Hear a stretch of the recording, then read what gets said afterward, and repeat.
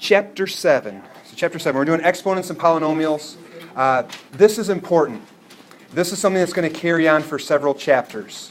Please don't drop the ball in this chapter. If you start to fall behind, ask for help, get caught up. But your grade in chapter 8 is largely going to depend on how you do in chapter 7. So it's really important that you do well in this. Some of the stuff we're doing today, 7.1, is integer exponents. Some of this stuff is going to look familiar. It's going to be review.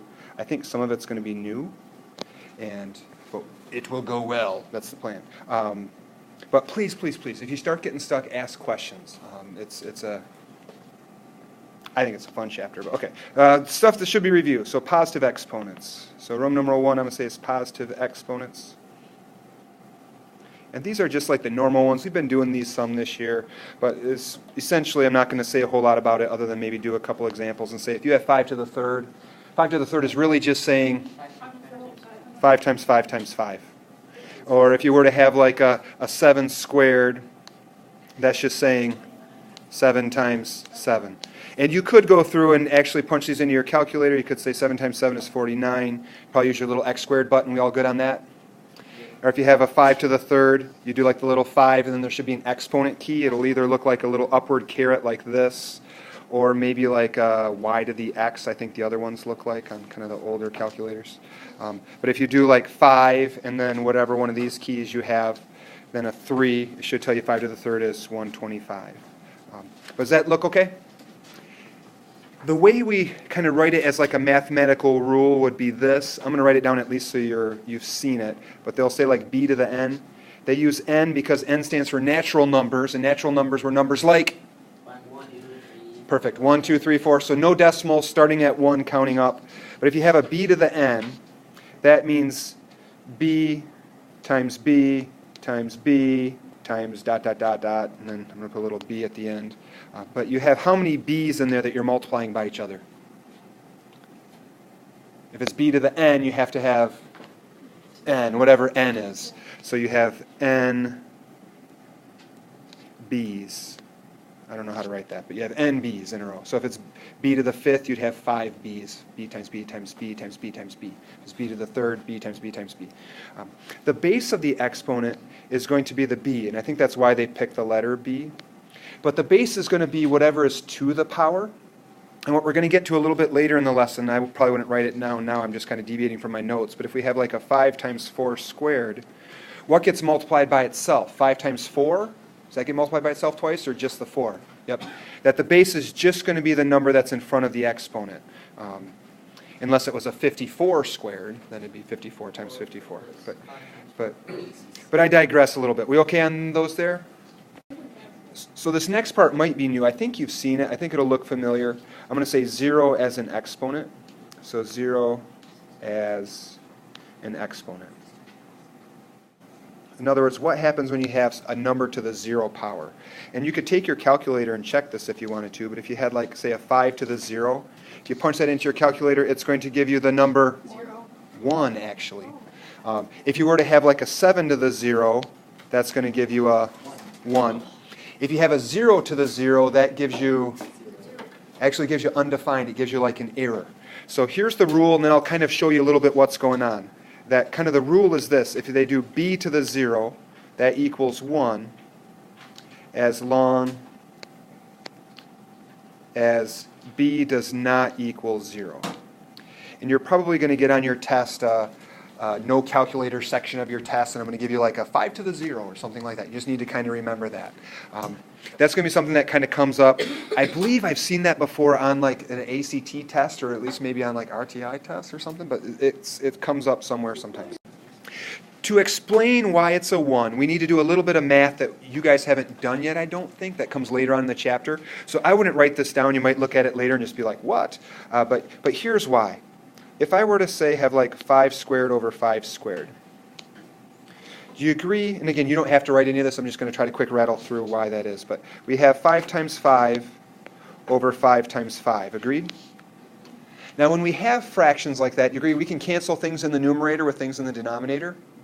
So you could go through and say, well, this 5 could cancel with that 5, and this 5 could cancel with that 5, which then when you reduce those things, what we're really doing is we're dividing the top by 5 and dividing the bottom by 5. And if you do 5 divided by 5, you get 1. And then 5 divided by 5 in the denominator also gives you another 1. 1 divided by 1 just equals 1. So can I convince you 5 squared over 5 squared has to equal 1? The same would be true even for 5 to the first over 5 to the first, 3 to the fourth over 3 to the fourth. Well, later on, the part that's new is, say you have this right here. We're going to learn some exponent properties, and we're going to say, okay, if the base is the same, we can combine those exponents by subtraction if it's division like that. So 5 squared over 5 squared is the same as 5 to the 2 minus 2 power.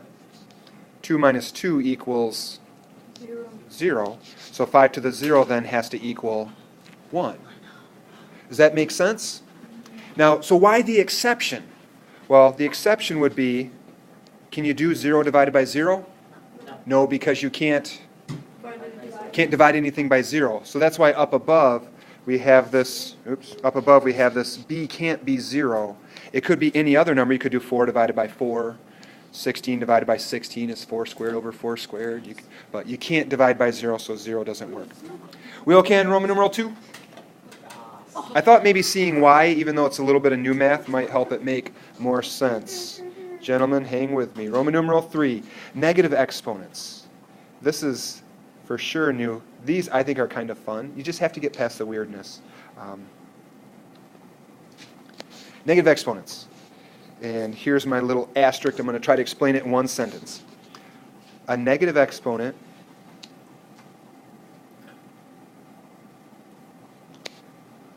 means do the reciprocal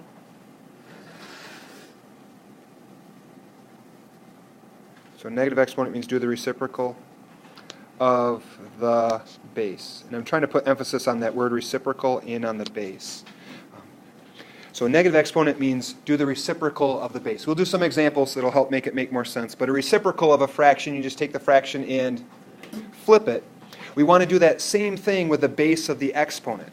So my first example, I'm just going to say is a 2 to the negative 3 power.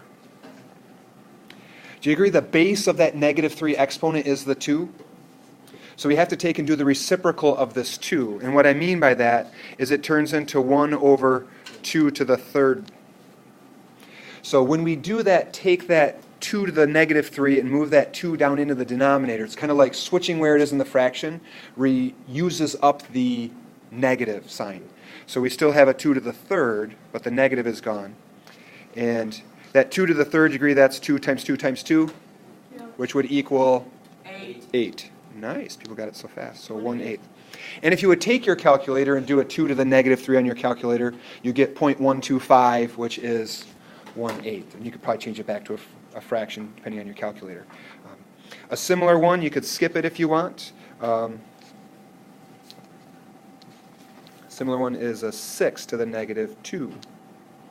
6 to the negative 2 equals either final answer or the step in the middle. 1 over 36. So if you didn't see where that came from, the negative 2 means you take, and it's kind of like you could put this over 1 if you wanted to, but we take that and we just move it down below, and it becomes a 6 squared, which then equals 36. So in red, here's kind of like the rule. If you have a b to the negative n, so b to the negative n equals 1 over b to the n.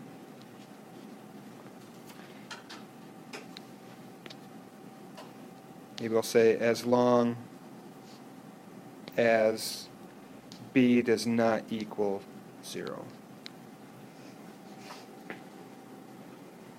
Yay. So this last part, you could do Roman numeral 4 practice if you want to. I probably should, because I'm combining a bunch of the things up above. So you can skip it in your notes if you want, but practice. I would write down the examples. Writing them down is going to help you remember it, and you'll be able to refer back to them. You'll be seeing things like this soon. So, starting in a loving fashion, 4 to the negative 3 is the same as 1 over 4 to the third, which is 4 times 4 times 4, or 16 times 4. 64, nice. Is that in your head? NES. I like it. Okay. You need to know that for Minecraft? Wow. Okay. Yeah, because things come in. Yeah, things are stacked. Oh, okay. So then when you do half the stack is 32, and half the stack of that is 16. Okay. As long as you know it. I should. My 0 is a little bit messed up. It's supposed to be 7 to the 0. That equals 1. Yes? So far, so good? Turn the page in my notes. All right. -5. I'm going to put it in parentheses just so our book will like me. And I'm going to say -5 to the -3rd power. Don't have feelings. That's equal to 1 over -5 to the third.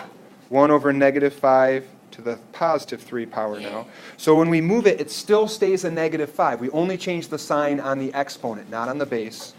And -5 times -5 times -5, -125. Nicely done, Nick.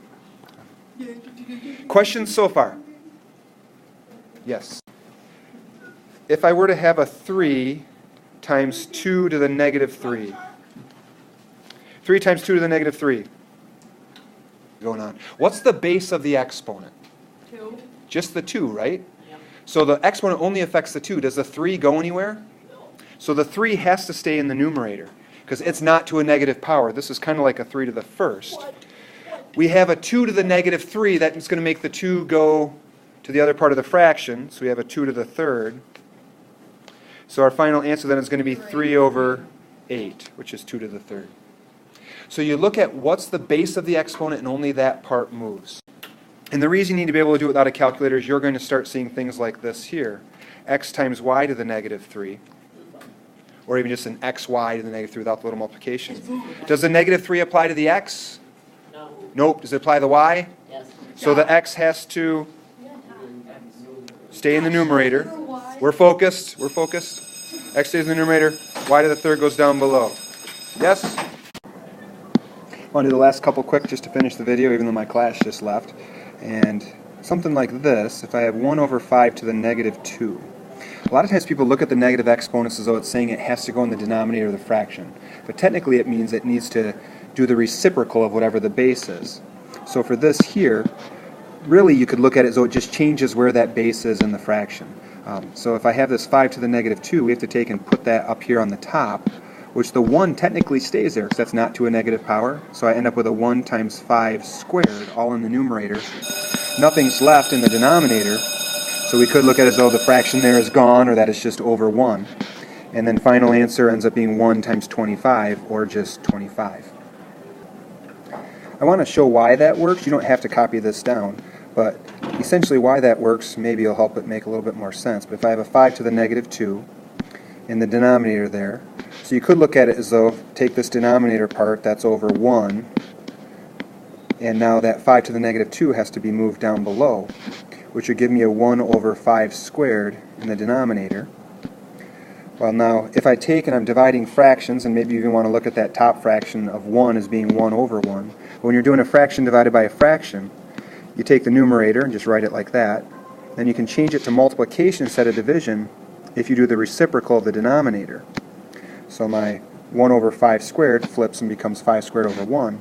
Now to multiply those fractions, I just get 1 times 5 squared, which is 5 squared or 25, all over 1.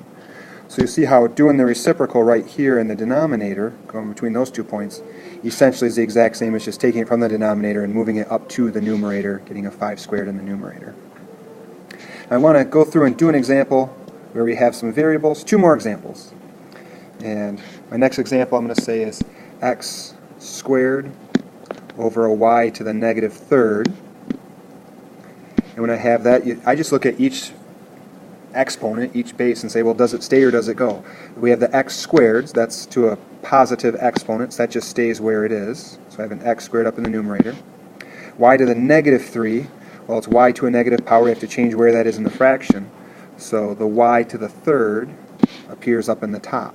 Now you'll notice some people want to take and flip that x squared down below, but you just move what is to a negative power. So the base of this -3 is just the y, so only the y moves. We can't move the x because it's already to a positive exponent. So final answer would look like this. This last one is going to combine kind of all these different skills, and it's easy to kind of get overwhelmed by it, but if you just take it one step at a time, it's really not bad at all. Okay, maybe it's kind of ugly, but It's very doable. So if I have a w squared times x to the 0 times y to the negative 2 all over v to the negative 3 times z to the 4th. And for that, I would just take each variable kind of one at a time. So w squared, it's a positive 2, so that just stays where it is in the fraction as a w squared. This question here would have to say with all variables not being equal to 0, technically, because if I have a x to the 0, if we know x isn't 0, then that just equals 1. And if you're multiplying by 1, you really can just get rid of it. It's the identity element of multiplication. Y to the negative 2, because it's a negative, we take it and we put it down below. So I'm going to have a y squared down below. Then we go over to the denominator, and we have a v to the negative 3. Negative exponent means it goes up in top. So as a v to the third, changing where it is, changes the sign. And last but not least, we have the z to the 4th. Well, z is to a positive power, so it just stays in the denominator. Now, last step is to make sure all of our variables are listed alphabetically in the numerator and alphabetically in the denominator. So T, U, V, W. So V comes before W alphabetically, so it would have to be a V to the third times W squared over Y squared times a Z to the 4th. And that right there would be the final answer.